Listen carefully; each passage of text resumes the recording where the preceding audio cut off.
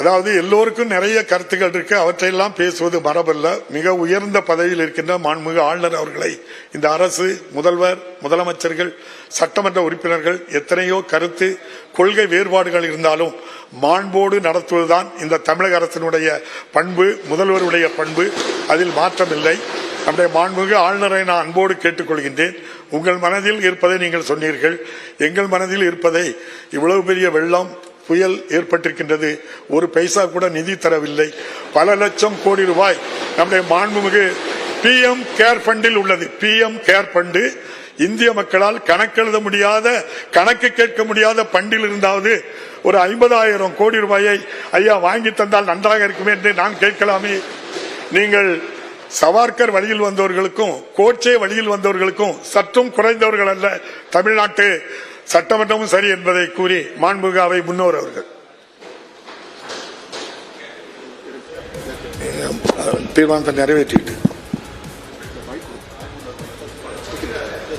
மாண்புமிகு பேரவைத் தலைவர் அவர்களே, ஜனகணமன என்னதான் பாடு. தற்போது இந்த ஆண்டிற்கான முதல் கூட்டத்தொடரின் தொடக்கமாக சட்டமன்ற பேரவை மரபுகளின்படி மாண்புமிகு ஆளுநர் அவர்களின் உரை நிகழ்ந்துள்ளது.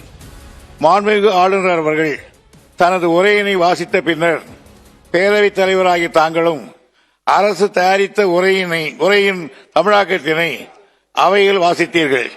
இது தொடர்பாக சட்டப்பேரவை விதி 17 தளர்த்தி பின்வரும் தீர்மானத்தினை இப்பேரவையில் முன்மொழிகிறேன். தீர்மானம்: 2024 ஆண்டிற்கான இந்த முதல் கூட்டத்தொடரில் தமிழ் மற்றும் ஆங்கிலத்தில் சமர்ப்பிக்கப்பட்ட ஆளுநர் உரை இந்த மாண்புமிகு மன்றத்திற்கு வழங்கப்பட்டபடியே அவை குறிப்பில் பதிவேற்றம் செய்ய வேண்டும் என்ற தீர்மானத்தை முன்மொழிகிறேன்.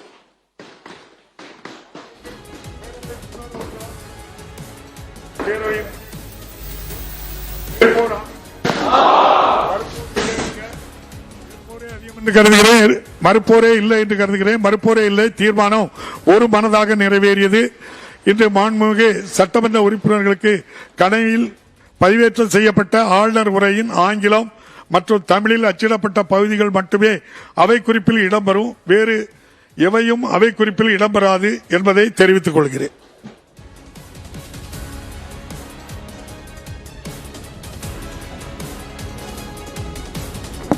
தமிழக சட்டப்பேரவை இந்த ஆண்டின் முதல் சட்டப்பேரவை கூட்டத்தொடர் தொடங்கிய போது ஆளுநருடைய உரை, தமிழக அரசு கொடுத்த அந்த உரையை வாசிக்க ஆளுநர் மறுப்பு தெரிவித்துவிட்டார்.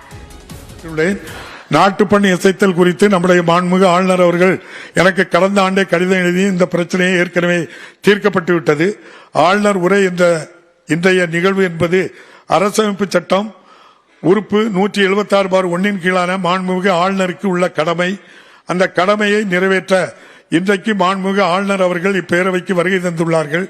அது நிறைவேற்றப்பட்டு விட்டது. இப்பேரவை எப்போதும் மரபுகளை மதித்து பின்பற்றி வருகின்றது. அந்த வகையில் மாண்புமிகு ஆளுநர் உரையின் தொடக்கத்திற்கு முன்பு தமிழ்தாய் வாழ்த்தும் இந்நிகழ்வின் பின்னர் நாட்டு பண்ணும் பாடப்பட்டு வருகிறது என்பதை மாண்புமிகு உறுப்பினர்களுக்கு மேலான கவனத்திற்கு தெரிவித்துக் கொள்கிறேன். நாட்டுப்பண்